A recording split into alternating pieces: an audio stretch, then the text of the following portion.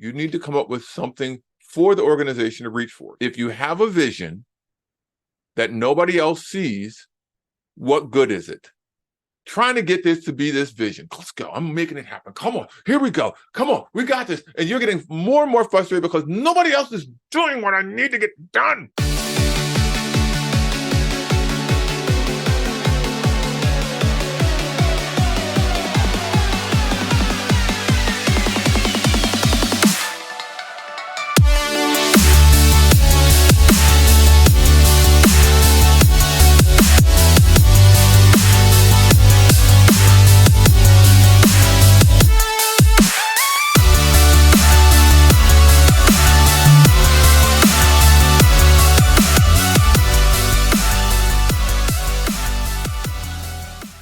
Hey gang, it's Steve, Stand Tall Steve, back with the Stand Tall Leadership Show, where we focus on educational leadership, K through 12 mostly, but it's leadership anywhere, really, right? It's leadership anywhere. Leadership for all of you so you can maximize your leadership to the next level. I focus specifically on educational leadership, where you can just take it to the next level and be able to be the best amazing leader ever. Now, we are in our newest season. We've already kicked it off. We're rolling pretty strong with it. And for season 4, which we are in, I kicked it off by giving you some info about compliance versus commitment. Remember that? I was in Saudi Arabia. Woo-hoo! I was there doing some working with King Faisal School with them for over a week, doing great work with them. And I did an episode there talking about compliance versus commitment. Now, one of the things we're going to dive into now is we are going to look at 3 things that are really important. It's going to be a 3-part series. I'm doing a series. All right, a 3-part series.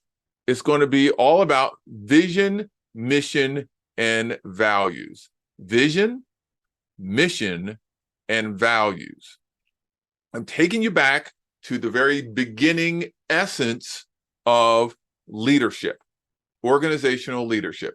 Now, when you went to school, some of you may have went to school for leadership, and in college, they talk about the importance of vision, mission, and values, and they hit it, but you haven't gone back to it since then, right? You haven't really dove into vision, missions, and values, and so that's what we're going to do. This one's going to be focused specifically on vision, all right? And the importance of having that vision, understanding what vision is all about. And then the next episode, we're going to hit missions, and then we're going to wrap it up with values for all 3 of those and see what we got. Hopefully you'll get something really good with it, okay? So let's dive into vision, all right? Vision, and we're talking about how you see things, right? Vision, you think of your eye, what you can see. Personally, I wear glasses. I'm basically blind, y'all. I got contacts in now, but I'm basically blind. I really am. I'm very, very nearsighted. I can't see unless I have these glasses. When I was growing up, I had the big, thick Coke bottle type glasses. I got made fun of sometimes, but you know, it is what it is. I kept it moving because there really wasn't any other options. But when we're talking about vision of an organization, you as a leader within your organization, and you are the leader, and you need to come up with a vision. You need to come up with something for the organization to reach for. So when I say, what is a vision? I ask the question, how would you define a vision? How would you define a vision? I'm going to pause. All right. If you're watching this on video, down in the comments, put in the comments, how would you define a vision? If you're listening to this, I'm going to pause. I want you to think and reflect. How would you define a vision? When you're defining a vision, usually when I talk to other people and talk to leaders about this, and I pose this question, I hear things of, it's your goals that you want to reach in the future. It's what you are going towards. It's how you have an image as to what you can be, how you can see things, what's important for the organization. And I'm sure many of you may have put those things in there in the comments or your own reflecting of what a vision is. And I'm not saying that you're wrong. You're absolutely right, right? You are right in the fact that a vision is something that you see in your mind, what your company can be, what your organization can be, what your classroom can be, what your school can be, what your district can be. All those little pieces which identify what it is that could happen in your organization or who you can be. All right? That's what a vision is. You're not wrong in that. All of you are having the right kind of understanding as it relates to vision. But here's my question I add to your definition of vision. The question is, if you have a vision that nobody else sees, what good is it? As a leader, this is in the context as a leader. You're the leader of a school, leader of an organization, leader of a department, leader of a classroom. If you have a vision that nobody else sees, what good is it? What good is it? What good is it having a vision if nobody else can see that vision at all? You're not, as a leader, constantly talking about that vision. You're not constantly showcasing, giving exemplars of what that vision is to everyone else. Because what ends up happening is you as a leader, you have this vision. You see what this organization can be, your school, your district, your classroom, your family, and you're working your tail off, trying to get this to be this vision. Let's go. I'm making it happen. Come on. Here we go. Come on. We got this. And you're getting more and more frustrated because nobody else is doing what I need to get done. What's happening? Come on. Don't you know this vision? No, they don't. No, they don't. They don't. If you listen to my previous podcast about compliance versus commitment, you want to get people committed to what you respect and value. You want people committed to your vision. If you're not telling them about it, often, what's the probability of them being committed to that vision and working within that, being committed? It reduces significantly. And I'm not talking about in the beginning of the school year, talking about your vision right after you talk about bloodborne pathogens, right? We're talking about being clear as to what your vision is for your district, school, organization, classroom, and talking about it often. Let's talk about English teachers, all right? We're going to talk about some English teacher writing. When you're an English teacher and you're teaching writing and you're getting your students to write a certain way, you set the foundation. What do? What is a good practice? You bring out what to show them? Exemplars. Yes, you show them exemplars, examples of good writing. You break it down. You explain what this is. This is good. This is a 4. This is a top level. This is what a 3 looks like. You notice the difference. You go through the process in order to make sure they understand and they have the vision of what good writing is. But yet as leaders, we don't take the time to give them exemplars, explain, showcase what this vision, what a good vision is, what this vision really is. And therefore, you're wondering why they're not doing what it is that you would like for them to do in moving towards the vision. Am I missing something? Am I missing something? Now, I don't know if you guys notice this. For those of you who've seen me in person, those of you who are not, I'm a tall guy. I'm tall. My name is Stand Tall Steve. I mean, come on, people. I am a tall person.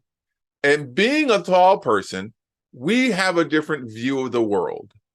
We see the world at a different level, at a different spot. We see over the crowd. We see further out. Now, being a tall person, I'm sure many of you have tall friends, if you're not the tall friend yourself. Whenever you're in a crowd, a large crowd with a tall friend, what do? You tell your tall friend, push them to the front, you grab their shoulder or their hand, and you tell them to go, right? You may have heard me talk about this before. You tell them to go because they can see, they have the vision of where it is that you need to go. They have a clear vision of where it is that you need to go. You can't see, you're just looking at the back of everybody else's heads at the back of their backs.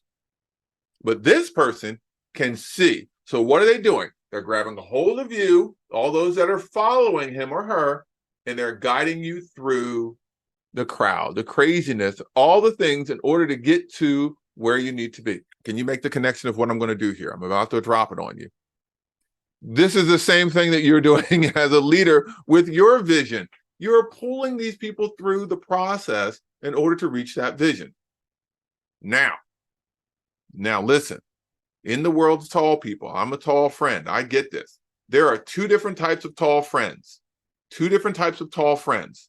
There's your one tall friend who grabs everybody's hand and they just focus on that vision and they plow through. They go through the crowd, they turn right, left, they don't say a word, they just truck it through and get to the door, get to the end result, the spot that you need to get to.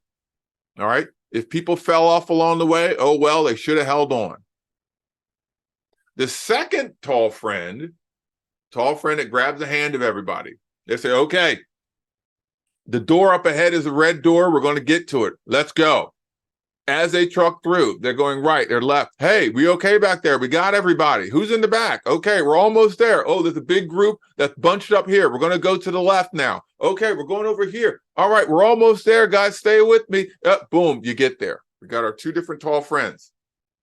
One says nothing, plows through, fall off as you may. Second one, constantly talking about the vision and the process to get to the vision. Which one is more efficient? More effective. Which one's more effective? Second tall friend. Which one's more efficient?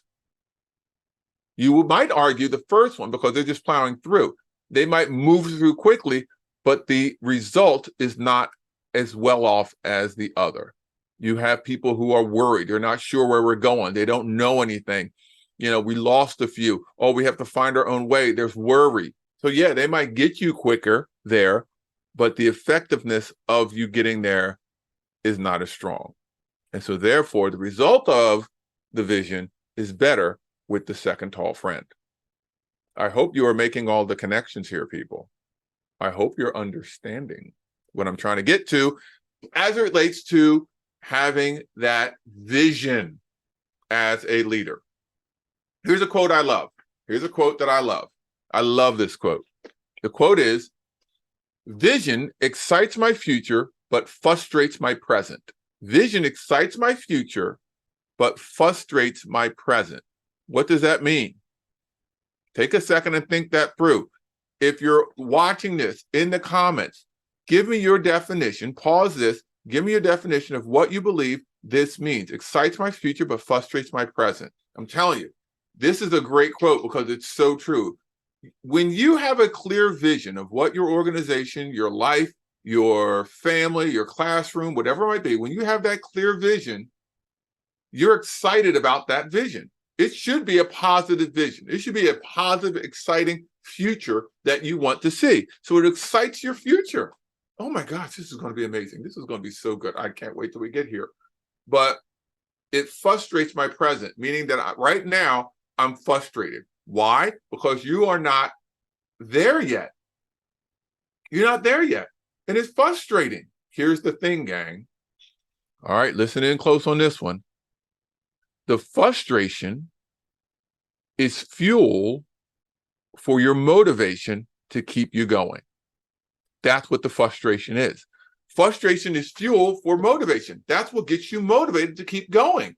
Because you're like, oh, we're not there yet. Oh, this is going to get me going. Let me go. The strong-willed, the positive, the good, the best leaders use that frustration as motivation to keep you going. The weak leaders, the unmotivated leaders, the leaders that have a negative mindset, they're like, oh, look at this, it's never going to work. This isn't going to work. Let's just go back and keep doing what we've always done. And you won't grow, right? Vision excites my future, frustrates my present. Excites my future, but frustrates my present.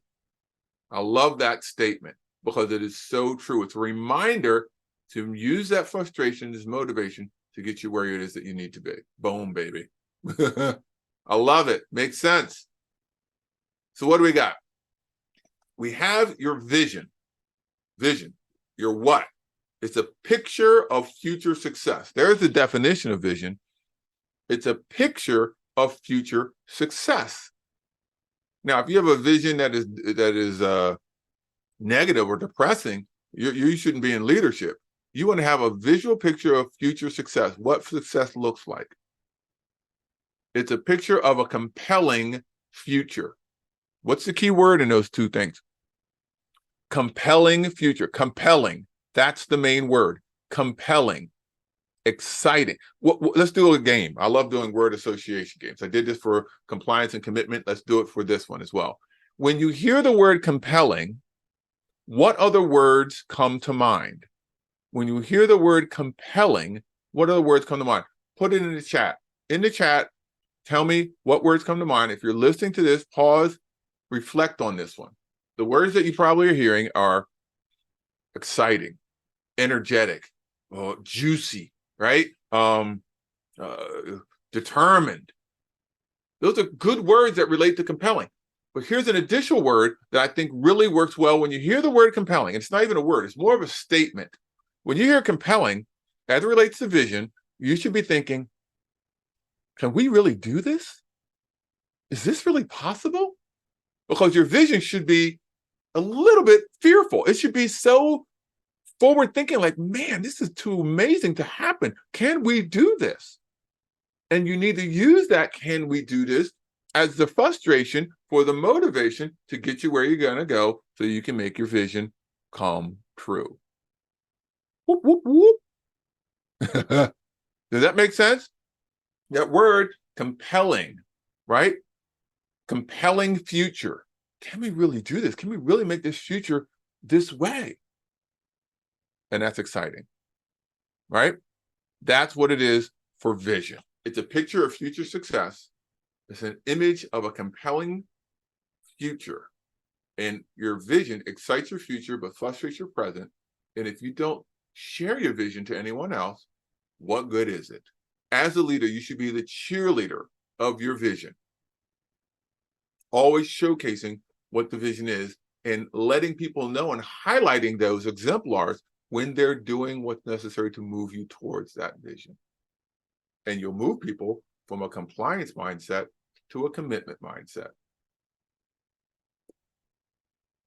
For those that are listening, I just did a mind-blowing image or motion here. So there you go. Boom. That's it. That's what we got going on for the Stand Tall Leadership Show. And as always, here we go. Let's wrap this up. And I like to wrap up the episode with ideas that you can use to improve the climate and culture of your school. And I'm going to do that with this, the new book I have out, co-authored by me and Tina Dietrich.